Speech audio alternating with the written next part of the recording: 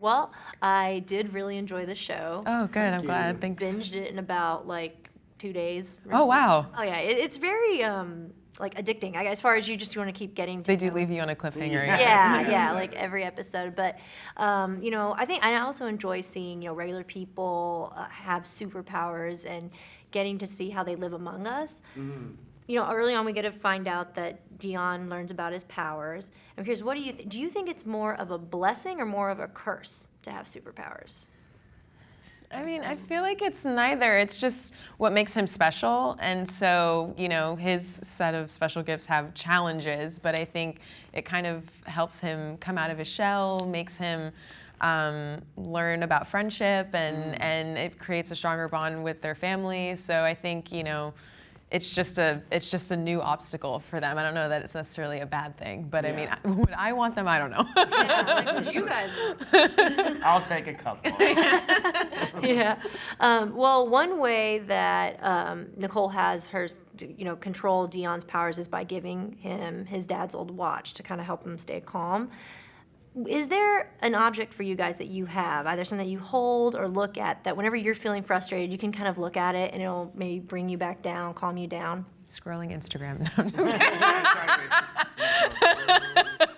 kidding. That's a great question. I throughout my life, I've had a couple objects that when I was probably up until maybe age 6 or 7, I had a blanket. That was my favorite blanket.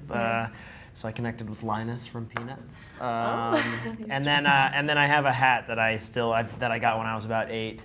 That replaced the blankets, and I still wear it. I wore it on the plane yesterday. Get a lot of weird looks. It's real ratty at this point. I guess for me, my mom has gifted me a lot of pieces of jewelry throughout my life, and so she has a necklace that she gave me. She's born in February, so it's amethyst, and I wear it a lot. So I do think that's kind of a thing that I have a nervous. If I'm wearing it, I tend to rub it while I'm thinking or anxious. So yeah. It's amazing that because I didn't think about it until I watched the show. I was like, we all have kind of things that if you just kind of rub it and look at it or something. Also my hair, I do. It's one side of my hair. If you could tell if I'm really anxious or nervous, will just slowly start growing through the day because I'm pulling apart the curls. I also thought it was funny how Dion admits that he's kind of scared of Mary Poppins. The concept of her is kind of creepy if you think about it. I know that floating down with the umbrella. Is that how you got here? It's terrifying. Yeah. Growing up or even now, what has been a fictional character that's creeped you guys out? I know mine immediately. There was a old stop motion animation thing that probably was in the 70s. I thought you were just going to say stop motion in general. Yeah, well, it's true. It is a little weird. It's a little creepy. You're like, it feels real, but it's not. It's this thing called the Nutcracker fantasy, and it's based on it's the same world as the Nutcracker ballet. There's Clara and Uncle Drosselmeyer and all these things.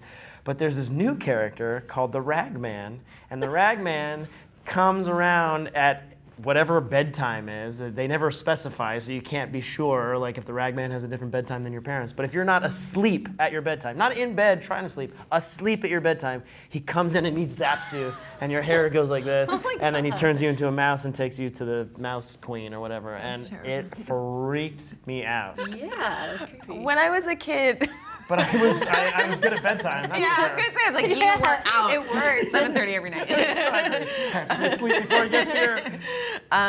So I never saw it growing up, but kids at my elementary school did, and right outside our playground was a giant lake. I'm from Florida, so it was just a big canal, and so everyone always said that it lived in the lake. So I didn't even know what it was, that he was a clown or any of that. I just knew that some really scary monster was in the lake, so you can't get too close to the water, which is just a good thing in general because we have alligators in Florida. If you get too close to the water, it's probably just a whole different type of nightmare. Yeah. I am curious because I think Pat is really great at kind of giving pep talks and calming Dion down. And even before one of Nicole's job interviews, he's really great at just encouraging her and stuff. After working on this show together, Jason, what do you think would pep up Alisha? And Alisha, what do you think would pep up Jason when you guys are kind of feeling out of control? I think one thing that would pep up Alisha is we're almost done. We're like, it's been a long week. It's been a lot The of logic hours. of it. Yeah. Like it's coming up on the end of the day, and then we can all relax.